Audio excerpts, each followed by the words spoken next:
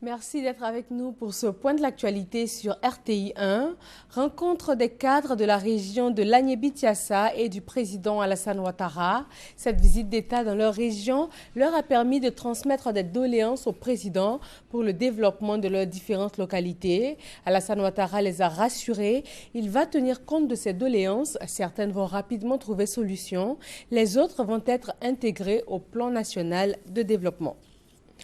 Des investisseurs italiens marquent leur intérêt pour l'économie ivoirienne. Le Premier ministre Daniel Cablon-Duncan les a rencontrés pour en discuter.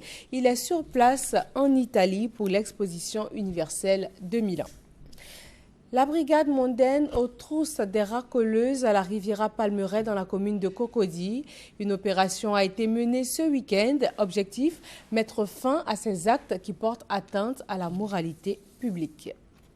Direction le Mali, 11 morts et 3 soldats blessés. Bilan d'affrontement à Ténankou, à environ 400 km au nord de la capitale malienne Bamako. La ville a été attaquée par des hommes soupçonnés d'être des rebelles du Nord, selon le gouvernement. Mais la coordination, les groupes séparatistes arabes et touaregs revendiquent la responsabilité de l'attaque. Ils affirment avoir pris le contrôle de Ténankou.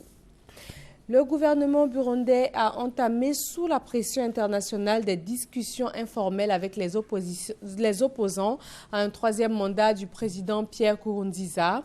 Ils doivent aboutir à des solutions très concrètes pour que les élections puissent avoir lieu dans des conditions acceptables. La communauté internationale menace en cas d'échec de ne plus financer le processus électoral.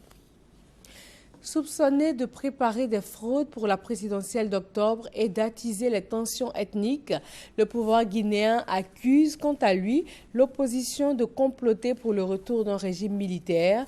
L'opposition manifeste dans les rues afin d'obtenir une révision du calendrier électoral pour que les élections locales aient lieu bien avant la présidentielle.